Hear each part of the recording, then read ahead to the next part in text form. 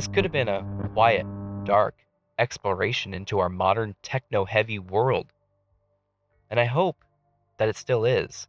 But if it is some type of comic book quippy comedic slop, I think that is detrimental to the overall work. Give me a deep introspection on society through this lens and give me some light at the end of the tunnel. Man, I hate being proven right. What's wrong with you? Took your freaking time, didn't you? Cool your jet.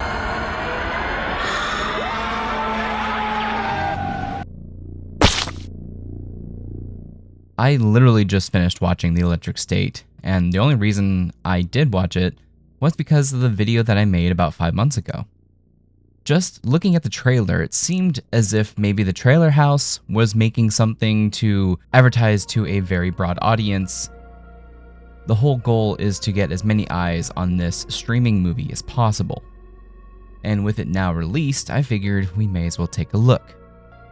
What we got here is a basic movie.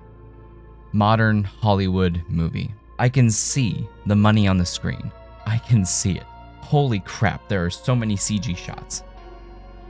Every single frame of this movie basically has a CG element or a CG artist's hand involved with it. With that, I'm sure the stars of the movie also were a pretty penny. Chris Pratt and Millie Bobby Brown star in this film, as well as Anthony Mackie?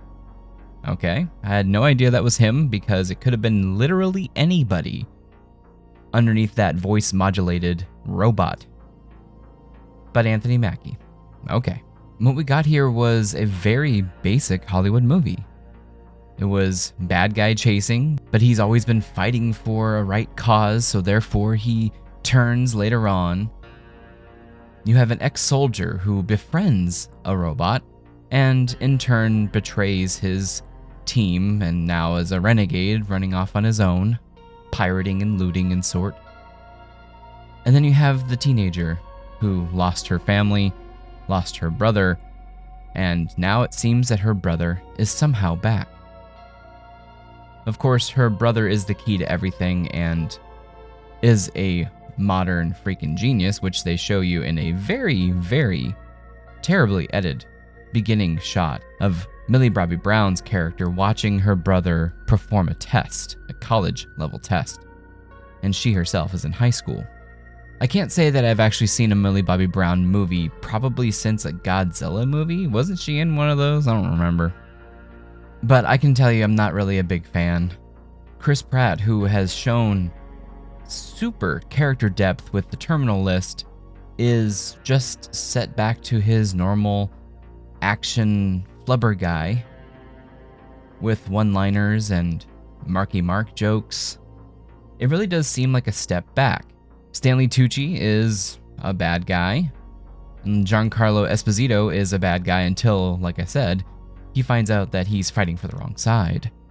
I do believe the story gets lost in the portrayal of the lore and the portrayal of the politics of the robots versus the humans and the creator and all that. The movie does try to have a relationship bond between Millie and her brother. It tries its best with that, and it thinks that probably most people can get on that side. And I would say for the most part that stuff does work. And to have her brother be the key to everything, it makes sense that is why he would be missing. She thought he was dead. Of course, the doctor fellow, played by Ke Huy Quan, who basically saves her brother's life, but in return, he is forced to work on the human side of the war and perfect the neurocaster technology that is used by basically all of mankind.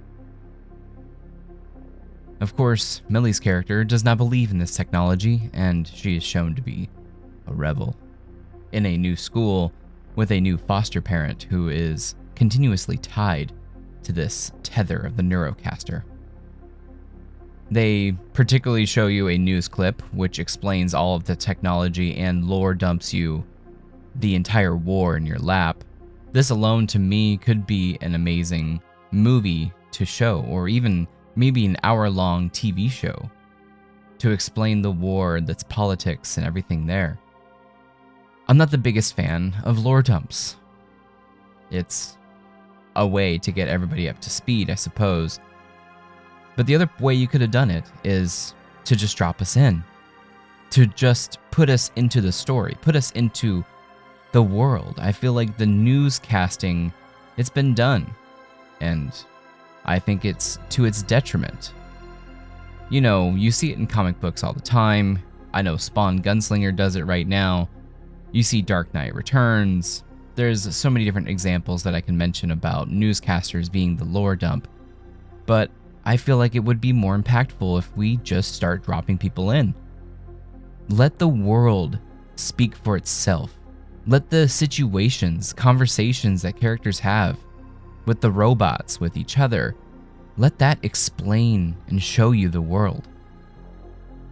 This is a modern movie problem, as we see with modern Netflix movies, including some Netflix higher-ups saying that they need to make more content for people who are not paying attention. That's basically what he said. While this movie, like I said, does have some heart to it with Millie and her brother, with Giancarlo Esposito changing sides and finding that the robots actually had more humanity than he first thought, I still feel like this is just slop. Those are the bare minimum emotional moments that should be said and had in a movie. The art of the plot, the art of the storytelling, it is a jackhammer. It's a jackhammer instead of a scalpel. It's not precise. Now again, I haven't seen anything from the Russo bros since Endgame. I tried watching Gray Man at Comic-Con 2022, but I could not stay awake for it. I feel like the Russo bros are good at selling and good at creating a commercialized, broad viewership product.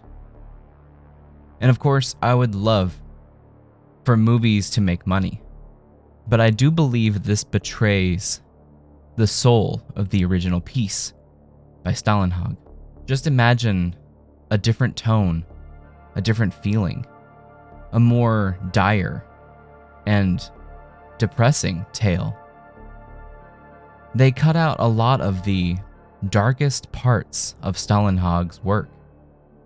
The dead bodies lining the road, the corpses of humanity laid out everywhere. The Neurocaster has plagued and destroyed humanity. But I think maybe they were too afraid to tackle that type of subject.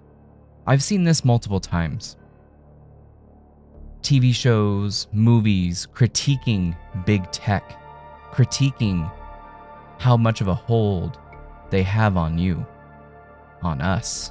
But then they never hold a mirror to themselves and look at themselves and say, well, shit, I'm on Amazon Prime right now. I'm on Netflix right now. I'm on YouTube right now. I feel like there is some pieces that are critiquing that, but the Electric State is a perfect vessel for that message.